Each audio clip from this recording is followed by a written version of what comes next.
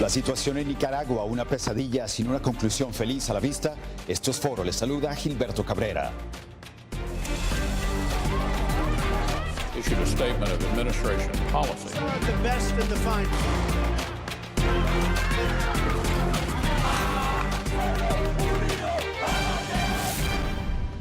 Tras 2 meses de disturbios y violentas protestas en Nicaragua que han dejado ya más de 220 muertos, incluyendo mujeres y niños de brazos, la situación en el país centroamericano es desesperanzadora para la población en general, que cae víctima de la represión y la violencia a manos de la policía y las fuerzas paramilitares. Cuando nos amenazaron fue cuando nos agarraron. Ahí sí nos amenazaron, en la Hilux sí nos torturaron, nos golpearon. Los manifestantes exigen la dimisión del presidente Daniel Ortega, pero este rehúsa anticipar las elecciones. Sin embargo, los nicaragüenses no dan su brazo a torcer y continúan luchando por la protección de sus derechos básicos. Las observaciones pues, que hicimos a la Policía Nacional de que el derecho de protestar cívica y pacíficamente es un derecho humano. Y pese a la presencia en Nicaragua de miembros de la Comisión Interamericana de Derechos Humanos que buscan entablar un diálogo entre las partes, el gobierno no cede mientras el pueblo pide ayuda a la comunidad internacional para encontrar una solución a su sufrimiento. El mensaje que le envío a la comunidad internacional es que por favor actúen de inmediato, es un SOS y pedimos de inmediato que intercedan por Nicaragua. Entre tanto, en Washington, un grupo de senadores presentó una resolución bipartidista que reafirma el compromiso de Estados Unidos de responsabilizar al régimen de Daniel Ortega de los actos de violencia perpetrados contra el pueblo nicaragüense y pide al gobierno que ponga fin a las prácticas represivas de las fuerzas de seguridad. ¿Qué planes tiene Daniel Ortega para el futuro de Nicaragua? ¿Sucumbirá el mandatario a la presión internacional? Si no lo hace, ¿es el futuro de Nicaragua similar al presidente de Venezuela? Hoy en Foro intentaremos responder a este y otros interrogantes con nuestros expertos. La doctora Alessandra Pina, analista política del Centro de Pensamiento Freedom House, y el doctor Manuel Orozco, director del programa de Migración, Remesas y Desarrollo del Centro de Análisis y Pensamiento del Foro Interamericano. A los dos, muchísimas gracias por estar con nosotros, doctores. Buenos días. El futuro de Nicaragua es igual al presidente de Venezuela. Yo creo que estamos en este momento en el presente de Venezuela. Hay una venezuelización de la situación política en Nicaragua que eventualmente tiene que desembocar en una transición política democrática. Sin embargo, en términos de la prolongación del conflicto, ya entró a esa etapa en donde no solamente hay un problema de terrorismo de Estado, pero también hay un problema de formar una coalición política con un liderazgo estable que permita entrar a una etapa de transición. Entonces, en este momento estamos en eso. Doctora, ¿cree usted que sucumbirá el régimen de Ortega ante la presión internacional y todas las sanciones, etcétera? Seguramente necesitamos una respuesta más contundente por parte de la comunidad internacional. En este momento estamos asistiendo a críticas.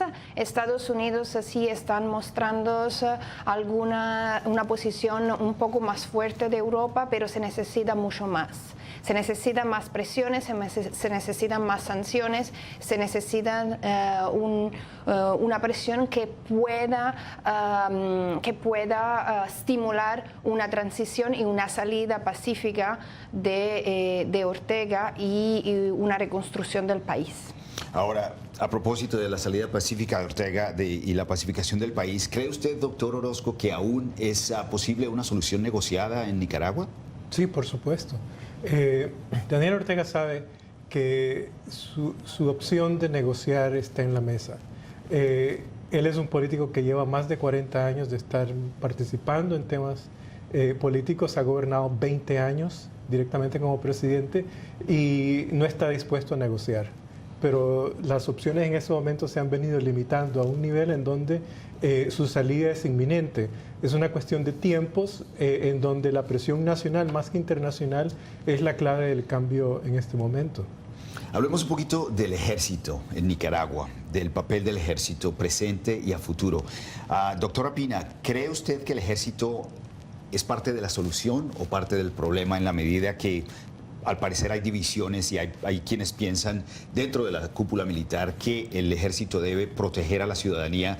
Sin embargo, el presidente Ortega quizá piensa que el ejército debe ayudar a mantenerlo a él en el poder. Bueno, es muy positivo que de momento el ejército no está tomando un papel activo en la defensa de Daniel Ortega. Entonces sabemos que la violencia, los 285 muertos son causados por manos de la policía y de los grupos paramilitares. Entonces es bueno hasta el punto que los militares defienden el pueblo. Claramente sería otro problema si deciden utilizar sus armas y su poder para un cambio, un golpe no pacífico de la situación actual. Pero si defienden el pueblo, esto es lo que pienso es la solución mejor. Porque cuando un dictador pierde la ayuda de los militares es como perder la mano derecha. Claro. Ahora, pensando en eso, ¿creen ustedes que, hablando de la posible solución negociada a la que se pueda llegar, ¿qué tanta violencia va a tomar lugar, a tener lugar, hasta que de una manera u otra se llegue a encontrar esa solución negociada, doctora Orozco? Bueno, esa es una pregunta de la fórmula mágica. ¿Cuántos muertos se necesitan? Cuando nosotros analizamos la situación en Venezuela, yo pensaba que cuando se llegara a los 50 muertos iba a entrarse una transición. Sin embargo, estamos por 70 muertos en Venezuela diarios y la situación sigue complicada. En el caso nicaragüense, yo creo que obviamente no tiene las magnitudes de la violencia que tiene Venezuela. Sin embargo, la situación no es tanto de cuántos muertos, sino de qué tan generalizado va a ser el nivel de represión que genera un nivel de temor en la gente. En este momento nadie quiere salir a la calle. Y creo que en las circunstancias actuales que se encuentra el país, hay un hiato en este momento en donde la población está de alguna manera recobrando fuerzas. La Alianza Cívica está recobrando fuerzas para entrar a una segunda etapa de resistencia frente al régimen. Esta etapa va a ser crítica. Yo creo que el rol del ejército va a ser importante porque hay un punto importante aquí, y es que el ejército sí ha estado participando, pero no directamente. Ellos hicieron un acuerdo con Daniel Ortega de permitir que existieran fuerzas paramilitares a cambio de ellos no salir a la calle. Porque saben que si ellos salen a la calle se produce una guerra civil por las divisiones internas dentro del ejército. Entonces... Perdón, me quiero entender. Usted dice que las Fuerzas Armadas acordaron no salir a las calles a reprimir, pero estuvieron de acuerdo con que las fuerzas paramilitares existieran y llevaran a cabo esa represión. Por supuesto. Lo que pasa es que esto es un secreto a voces, ¿sí? Porque nadie quiere identificar quiénes son estas fuerzas paramilitares, pero el armamento que están utilizando, la forma en que están entrenados, no indica que son de la policía ni que son personas que pertenecen a la juventud sandinista, sino que son gente que han sido entrenadas y contratadas privadamente para trabajar en función del presidente. Es una guardia presidencial prácticamente que ha estado reprimiendo regularmente en grupos de 6 a 7 personas en pickups. Por lo menos hay 100 de esos pickups en todo el país. La mitad está circulando en Managua, circulan en grupos de 5 a 10. Esto no es trabajo de la policía. Es otro tipo de táctica, es otro tipo de estrategia. Entonces, el ejército sabe que esta situación de represión es insostenible. Por lo tanto, yo creo que de alguna manera ellos tienen que enviar más voces y apoyo a la oposición que se está formando en este momento.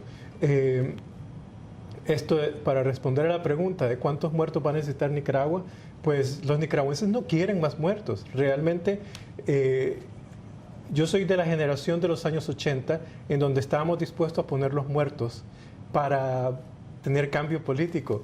Esta generación de la que yo tenía la edad de ellos en ese momento, no quiere poner muertos, lo que quieren es poner su vida para seguir cambiando el país. Y ese es el gran golpe que ha recibido Daniel Ortega, que Daniel Ortega solo entiende con base en la muerte, y la población no quiere eso. De hecho, lo dice usted muy bien, la generación de los 80 que estaba dispuesta a poner los muertos. Esta es la época más violenta en la historia de Nicaragua desde los 80, cuando Daniel Ortega era también presidente. Quiero que hablemos de eso un poquitito después. Sin embargo, antes se convertirá Daniel Ortega en otro Nicolás Maduro. Damos la bienvenida a todos nuestros seguidores en Facebook Live. Participe con sus preguntas. Ya regresamos. Ese es...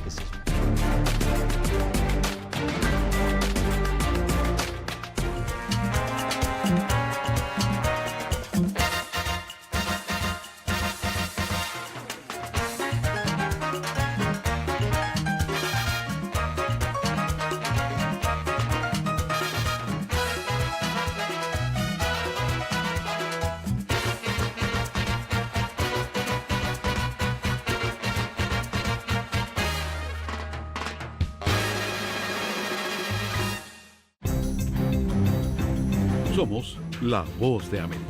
En la isla muy pocos cubanos estaban informados. Necesitamos la liberación de los presos políticos y los estudiantes. Se encuentran en las afueras de la Asamblea Nacional, nadie puede salir. Información balanceada y objetiva. Un promedio de 80 migrantes indocumentados vienen a desayunar a Entérese de lo que sucede en Estados Unidos, América Latina y el mundo en un solo lugar.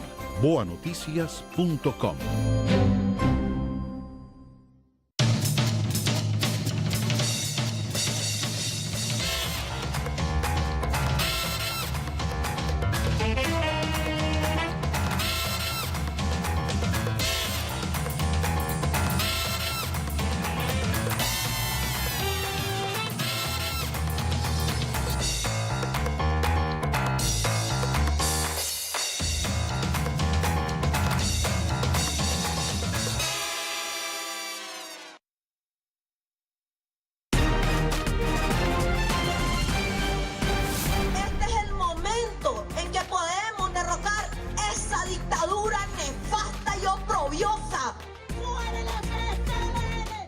De dictadura califican ya los nicaragüenses al gobierno de Daniel Ortega, quien rehúsa anticipar las elecciones en su país. ¿Es en efecto el mandato de Ortega una dictadura? Con nosotros hoy la doctora Alessandra Pina, analista política de Freedom House, y el doctor Manuel Orozco, director del programa de Migración, Remesas y Desarrollo del Diálogo Interamericano. Antes de continuar el diálogo, quiero que escuchen las palabras del secretario ejecutivo de la Comisión Interamericana de Derechos Humanos sobre una posible intervención para salvar a Nicaragua, y luego quiero que me den su reacción. Escuchemos. Pensamos que la decisión sobre adelantar o no elecciones es una decisión que depende exclusivamente del pueblo de Nicaragua, de su gobierno y de la construcción de esta alternativa dentro de la mesa de diálogo. Este funcionario dice que debe ser decisión del pueblo y del gobierno. ¿Cómo dice esto la Comisión Interamericana de Derechos Humanos si el pueblo nicaragüense clama el cambio? ¿Por qué razón? Bueno, seguramente los cambios de los regímenes pasan si la gente a nivel doméstico reacciona. Entonces, estoy de acuerdo que no se puede imponer una transición democrática, pero sí se puede presionar, y lo que la Comisión Interamericana está haciendo es parte de esta presión. Nosotros como Freedom House pensamos que es importante que los estados y la comunidad internacional, los vecinos, los países vecinos que tampoco expresaron alguna opinión, puedan no solamente criticar, sino sancionar por corrupción y los que están violando los derechos humanos. Como dijimos, preparar la salida de Daniel Ortega, pero también un gobierno de transición para preparar el Estado de Nicaragua a elecciones en el primer trimestre del 2019, y además es importante que la Comisión Interamericana siga con el trabajo de estos expertos, del grupo de los expertos, en investigar todas las torturas, los abusos y violaciones de derechos humanos. No podemos empezar una democracia si se sigue en la impunidad. A propósito de eso, me parece muy interesante lo que habla usted de las sanciones, etcétera. Sin embargo, si vemos el caso de Venezuela, el doctor Orozco hablaba de la venezuelización de Nicaragua. Vemos el caso de Venezuela, de las sanciones, de la presión internacional, de la intervención de la CIDH, de la OEA, etcétera, etcétera. Sin embargo, la situación en Venezuela es hoy peor de lo que era hace 1, 2, 5 años. ¿Es efectiva, es eficaz esa presión internacional, esas sanciones, todo eso? La sanción internacional depende de la naturaleza que tenga. En el caso de Nicaragua, hay muy poco que puede hacer la comunidad internacional, aparte de deslegitimizar la autoridad del gobierno nicaragüense en influir en su cambio político. ¿Por qué? Porque el tema de deslegitimizarlo ya no está en cuestión. El tema ahora es cómo presionar para que el régimen renuncie. Entonces, las herramientas de presión son limitadas. La militar no es una opción. Entonces, la diplomática básicamente se reduce al tema económico. Y aquí están las sanciones económicas como la hicieron en Venezuela con Diosdado. En Nicaragua necesita pasarse una lista de nombres como Francisco Díaz, el general de las Fuerzas Armadas, la familia de los Ortega, Murillo, que han estado participando en violaciones de derechos humanos y abusos de autoridad, e introducirlos en el Global Magnitsky o en la lista de OFAC. La lista de OFAC lo que haría es cerrar las cuentas bancarias de cualquier persona llegada al régimen. En el momento que te cierran las cuentas, toda tu riqueza que has generado como producto de la corrupción desaparece. Y esa es una de las herramientas más efectivas. Aparte de eso, el resto de la presión tiene que ser a nivel nacional. No hay aquí es muy difícil y es muy idealista y en estado de negación creer que uno tiene que depositar sus esperanzas en el cambio político en la comunidad internacional. Así es. Es importante que a nivel de Estados Unidos, por ejemplo, que el NICA Act pase, porque lo estamos esperando hace muchos meses y ahora es más urgente que antes. Y estoy de acuerdo que cuando se tocan los intereses económicos de las personas individuales, es verdad que parece que no producen grandes efectos, pero en realidad sí, paso a paso se están produciendo consecuencias tangibles. Doctora Pina, durante el corte comercial detrás de cámaras usted dijo una cosa que me llamó muchísimo la atención. Usted estaba diciendo que la situación en Nicaragua hoy en día es peor que la situación en Venezuela. ¿Por qué razón? En mi opinión, sí, en el sentido que en Venezuela durante los 4 meses de protestas tuvimos como 125 muertos durante las protestas. Aquí estamos en 285 en 2 meses y 10 días en un país de 6 millones de habitantes. Venezuela tiene 31. Entonces, estamos viendo calles de verdad en un estado casi de guerra civil, en el sentido que es una guerra solo de una parte a nivel armado y tenemos que esperar que esto siga, en el sentido esperamos que la oposición siga de manera pacífica, pero los grupos armados, estas personas en camionetas con armas de guerra, esta es una situación muy alarmante. La gente que está tomando videos y esta misma gente que después está reconocida por los videos, de dónde se sacan los videos y después víctimas de represión por lo que está haciendo, que es solamente expresar el derecho de expresión, es una situación, yo pienso, peor. El nivel de violencia es peor de lo que asistimos en Venezuela el año pasado. Qué interesante, doctor. ¿Alguna reacción, doctor Orozco? Sí, no, yo estoy totalmente de acuerdo. Relativamente comparado con el país, Nicaragua, Venezuela, son realidades completamente diferentes y el nivel de represión es más sistemático y en términos absolutos es superior a lo que está ocurriendo en Venezuela, incluso el impacto económico.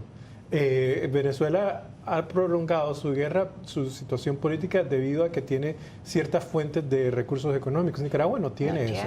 Y en este momento, es decir, está operando prácticamente a un 40% de lo que debería operar en situaciones normales. Entonces, la situación es mucho más complicada y eso no beneficia al régimen. Se puede decir una cosa sobre este tema. La narrativa de Ortega en los últimos años era: nosotros somos el único país de Centroamérica con una estabilidad política, con una certidumbre a nivel económico, no tenemos maras, no tenemos grupos, tenemos paz. Esta narrativa ya no existe, entonces tuvo el apoyo de la comunidad, de los empresarios y también los que estaban invirtiendo desde fuera, desde el extranjero. Todo esto ahora se acaba. Entonces esta es pierde la fuente del financiamiento. De la parte económica vamos a hablar en el siguiente segmento. Muy interesante el diálogo. Si nos sigues en Facebook Live, envíanos tus preguntas. ¿Crees que Daniel Ortega se hará a un lado y permitirá el regreso de la democracia a Nicaragua? Esto es Foro de la Voz de América. Ya regresamos.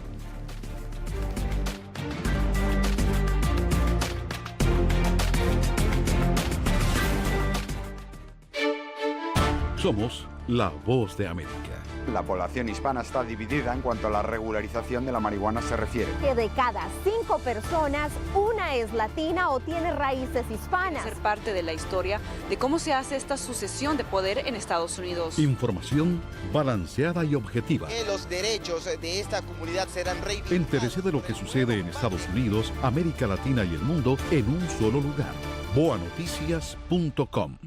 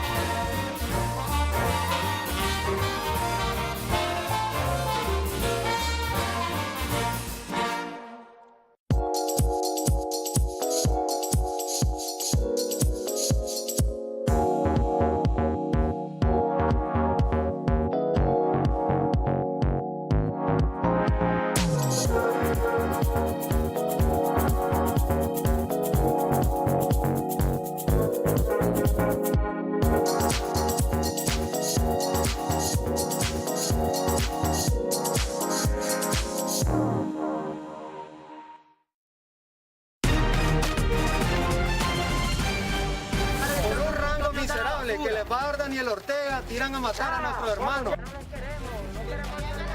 Esas las reacciones de los nicaragüenses de a pie a la violencia a la que son víctimas a manos de la policía y las fuerzas paramilitares que los reprimen sin cesar. Con nosotros en foro esta semana la doctora Alessandra Pina, analista política de Freedom House, y el doctor Manuel Orozco, director del programa de Migración, Remesas y Desarrollo del Diálogo Interamericano. Gracias de nuevo por acompañarnos a los dos. Doctor Orozco, en un artículo reciente en el que usted escribió, menciona las 4 fases por las que atraviesan los regímenes, como el de Nicaragua. Usted habla de, primero, el rompimiento del status quo. Segundo, la intensificación de la violencia. Tercero, el desgaste del conflicto. Y cuarto, la ruptura final. A juzgar por la etapa en que se encuentra la situación en Nicaragua, ¿en cuál de esas 4 fases estamos, diría usted? Bueno, cuando escribí ese artículo estábamos en la segunda fase. Ahora estamos en la tercera fase. Sé que lo fase. Actualizó 2 veces, de hecho lo actualizó hace un par de días. Sí, estamos en una etapa de desgaste en donde todas las fuerzas se encuentran en un momento en donde tienen que recuperar sus fuerzas. Daniel Ortega removió muchas de las trincheras, por ejemplo, que se habían creado en el país, aumentó su tasa de represión, es decir, el nivel de asesinatos del 30 de mayo, que es cuando se dijo que este hombre estaba matando gente indiscriminadamente, se triplicó el número de asesinatos. Por otro lado, la oposición está tratando de repensar su nueva estrategia. Y dentro de eso, en ese desgaste en que se encuentran todos los actores, pues va a salir una nueva fórmula política.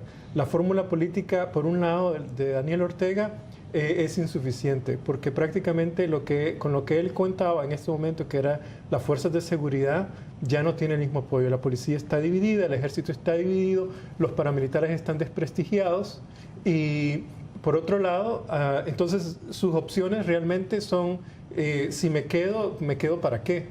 Entonces, él sabe que él no puede gobernar de aquí hasta el 2021.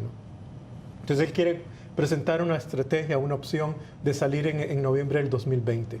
La población no quiere aceptar esa posición.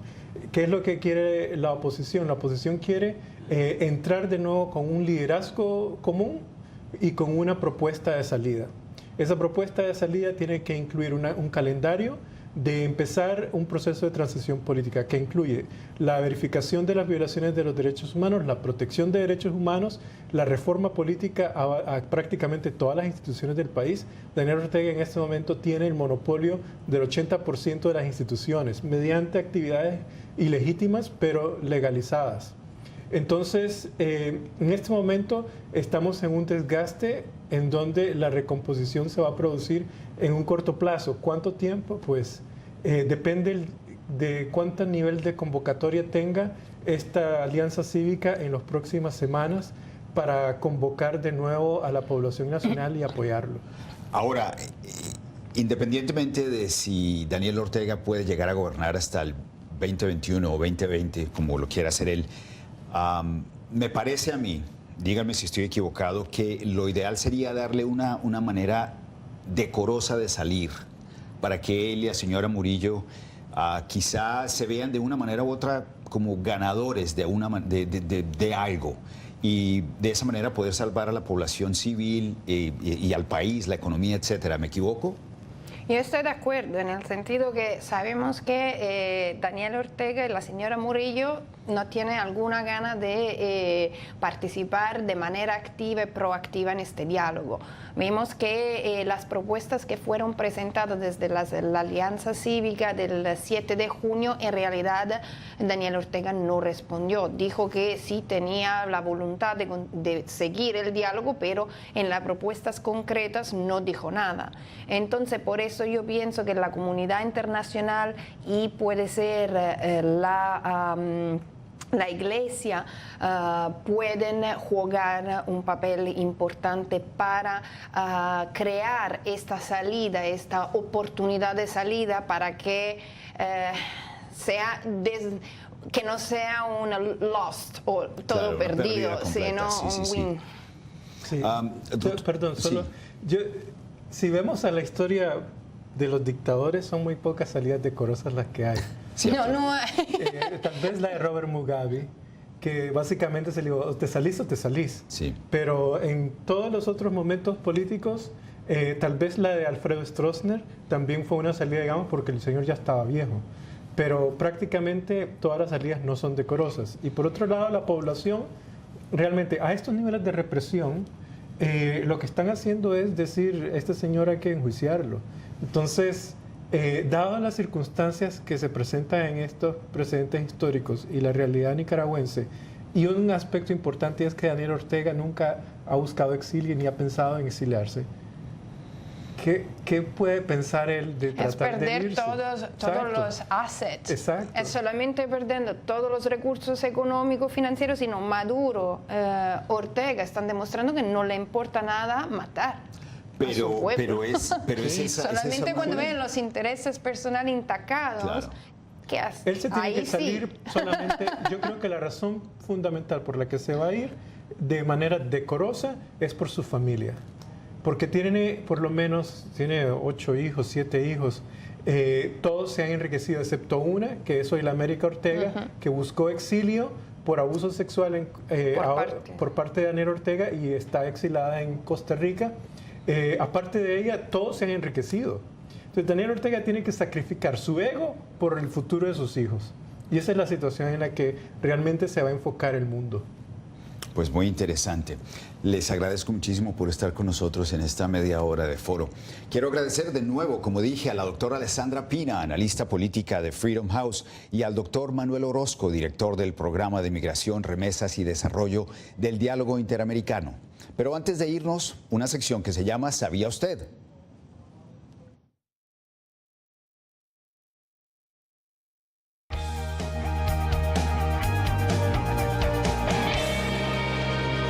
Y estos fueron algunos otros de los hechos que hicieron noticia esta semana en relación con Nicaragua. ¿Sabía usted que una de las muertes más lloradas en Nicaragua esta semana fue la de un bebé de meses que nacido que pereció por una herida de bala del arma de un efectivo de las denominadas Fuerzas Combinadas Nicaragüenses que atacaron a un grupo de jóvenes entre los cuales transitaba la madre del pequeño, quien dijo que un policía fue el autor del crimen? Por otro lado, también cada vez un mayor número de ciudadanos nicaragüenses solicita pasaporte con el fin de salir de su país huyendo de la crisis en que se sume. Muchos de ellos, al parecer, han perdido la fe que hasta hace poco tenían en que la crisis se resuelva a través del diálogo y que Daniel Ortega entregue el poder. Y finalmente, ¿sabía usted que la primera dama de Nicaragua, Rosario Murillo, dijo que las labores represivas a manos de las fuerzas del gobierno de su esposo Daniel Ortega son obra de la fe de Dios? La revelación divina de la señora Murillo tuvo lugar luego de que las fuerzas del gobierno retomaran el control de una zona del noroeste del país. Hasta aquí Foro, nos vemos la próxima semana con los hechos más allá de la noticia. Les habló Gilberto Cabrera. Hasta la próxima.